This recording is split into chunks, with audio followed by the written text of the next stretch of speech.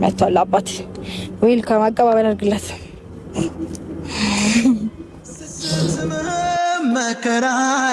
የሩታ ልጅ የአብርሽ ልጁ እንዳልሆነ ዛሬ አስረግጬ በደንብ በመረጃ ልነግራችሁ መጥቻለሁ። ይኸውላችሁ አንድ ሕፃን አባቱ ሲመጣ ይኸው እያያችሁ ነው። አሁን ይኸው አባቱ እየመጣ ነው፣ ለአባቱ ልሰጠው ነው እያለች ሩታ ልጇን ይዛ፣ ልጇ ነው የሩታ ልጅ ነው፣ አርግዛ አይተናታል፣ እንደወለደች እናውቃለን። ግን የአብርሽ ልጅ አይደለም። በእርግጠኝነት ነው የምነግራችሁ። ይህን የምታውቁ በሰፈር ያላችሁ ሰዎች የአብርሽና የሩታን ግንኙነት የምታውቁ ሰዎች መታችሁ ኮመንት ታደርጉልኛላችሁ። በእርግጠኝነት ነው የምነግራችሁ። ለምን እንደዛ አልኩ መሰላችሁ? አንድ ሕፃን አባቱን ሲያይ እንዴት እንደሚንሰፈሰፍ በእርግጠኝነት አውቃለሁ። እኔ ስለማውቅ ነው የምነግራችሁ። እና የምታውቁ ሰዎች አንድ ሕፃን አባቱ ሲመጣ በዚህ ደረጃ ተጀንኖ በቃ በግድ ነው፣ ያው ስለተላመደ ነው፣ ሁሌ ስለሚሰሩባቸው ቪዲዮ ስለሚሰሩበት ተላምዶ ነው እንጂ እንዳያችሁት ነው። ቅር እያለው ነው አብርሽ ና ሲለው ቅር እያለው ነው። በቃ የለም ሳይፈልግ ነው ወደ አብርሽ እየሄደ ያለው ማለት ነው ይሄ ሕፃን።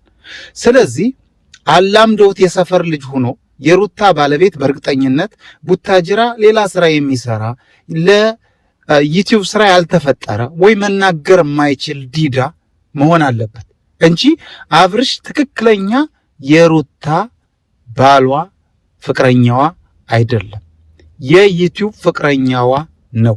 አስረግጬ ነው የምነግራችሁ። ይህን ደግሞ ስነግራችሁ እያያችሁ ነው። እኔ ብዙ መረጃዎችም ደርሰውኛል፣ ግን እኔ ደግሞ እስኪ ላረጋግጥ ብዬ ሳረጋግጥ ይሄ ሕፃን አባቱ ሲመጣ እንዴት ተንሰፍስፎ ሁለት እጆቹም ወደሱ አድርጎ አባ እንኳን ባይል ስሜቱን ማየት እንችል ነበር። ስሜቱ ከእናቱ ጋር ወደሱ መሄድ አልፈለገም። ለምን? አባቱ ስላልሆነ አይደል እንዴ? አስረግጬ ነው የምነግራችሁ። ሰላም ውድ የኤፊሾው ቤተሰቦች እንዴት ናችሁ? በያላችሁበት የዓለም ዳርቻ ሰላማችሁ በዘት ተረፍረፍ ይበል። ዛሬ መጥቻለሁ። እንግዲህ ዩቲዩብ ላይ ብዙ እየጠፋሁ ነው። ይህን ቪዲዮ ላይ ካድርጉልኝ አደራ፣ እንደገና እንድመጣ። እንግዲህ ቲክቶክ ላይ ኤፊ ብላችሁ በአማርኛ ጽፋችሁ ሰርች ብታደርጉ ታገኙኛላችሁ። በጣም ከባድ ፍቅር ይዞኛል ቲክቶክ ላይ።